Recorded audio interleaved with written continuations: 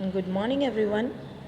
12th Commerce, English Medium, Economic, Chapter number 4. Now, the concept is non monetary functions of Reserve Bank of India. अभी तक हमने monetary functions देखे थे, अब हम देखेंगे नॉन मॉनेटरी फंक्शंस, जिसमें फर्स्ट आता है regulatory and supervisory functions.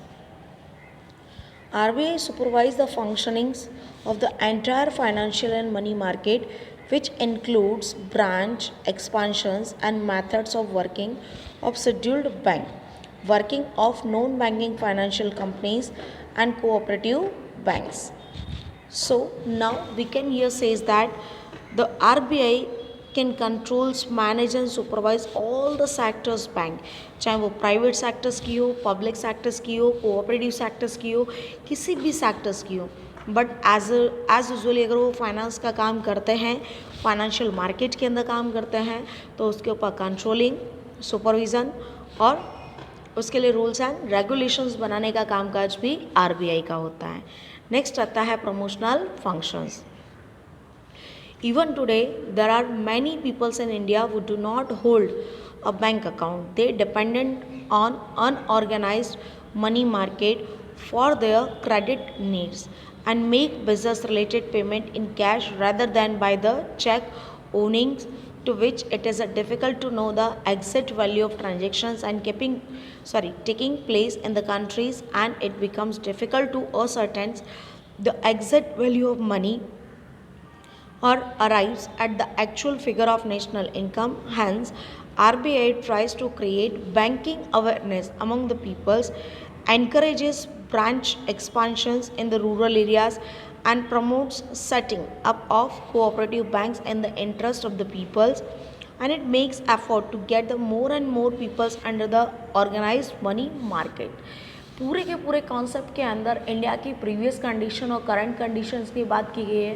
Previous condition की अगर हम बात करें तो पहले क्या होता था, लैंडलॉर्ड्स होते थे, ज़मींदार होते थे, या फिर तो बहुत सारे ऐसे लोग होते थे, they have a rich and lots of money, बहुत ज़्यादा अमीर और उनके पास बहुत सारा पैसा होता था. तो ऐसे लोग क्या करते थे, जो नीडी पर्सन है, जिनको फाइनेंस की ज़रूरत पड़ती है, ऐसे लोगों को फाइनेंस प्रोवाइड करते थे.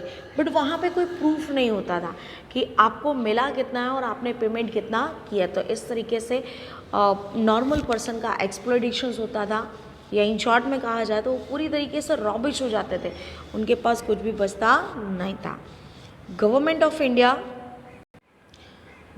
ऑफ इंडिया ने ऐसे लोगों का जो एक्सप्लोइटेशंस हो रहा है उसको रोकने के लिए, प्लस उनकी लाइफ में इम्प्रूवमेंट लाने के लिए, स्टैंडर्ड ऑफ लिविंग बढ़ाने के लिए ऑर्गेनाइज सेक्टर्स की बैंक को प्रमोशंस देने का काम किया. जैसे रूरल एरियाज़ होते हैं, रूरल एरियाज़ के अंदर बैंक की अवेयरनेस उतनी नहीं है, लोग नहीं जानते, वहाँ प्रॉब्लम्स क्रिएट हो जाते हैं. सो व्हाट रूरल एरियाज़ के अंदर इस तरीके से काम करना है कि लोगों का ट्रस्ट वर्दीनेस बढ़े और वो ऑर्गेनाइज सेक्टर्स के अंदर इन्वेस्टमेंट करें. अगर उनको ज़रूरत भी पड़ती है तो लोन भी वो बैंक के पास आकर के लें, ना कि जो लैंडलॉर्ड्स होते हैं उनके पास है, जो उनका एक तरीके से एक्सप्लॉइटेशन करते हैं. So promotional functions related to banks.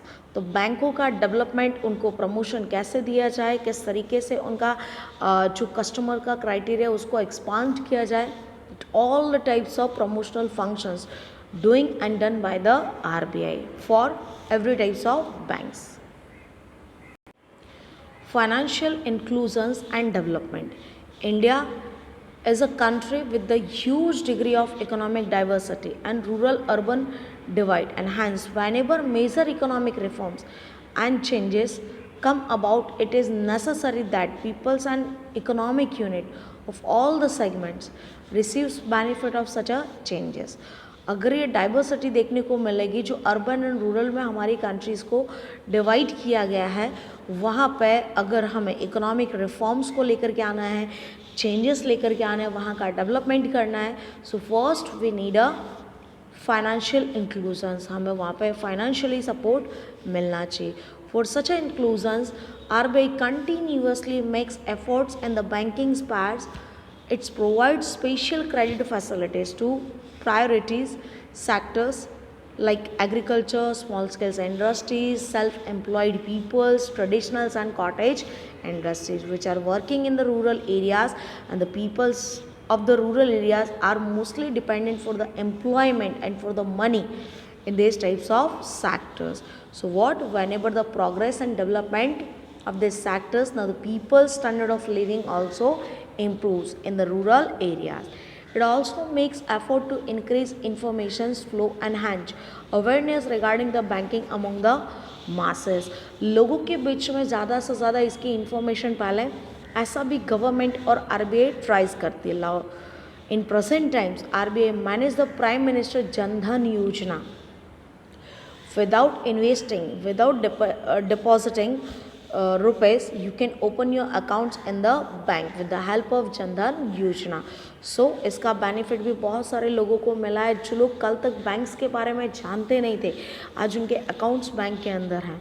RBI also work toward protecting the interest and rights of the consumer and customer. Customer के जो राइट्स है, जो इंटरेस्ट हैं, वो प्रोटेक्ट करने का काम करती है. So it's publish all the types of banking related information and statistics as well as experts articles in the order to promote research related to banking and monetary improvement in the country.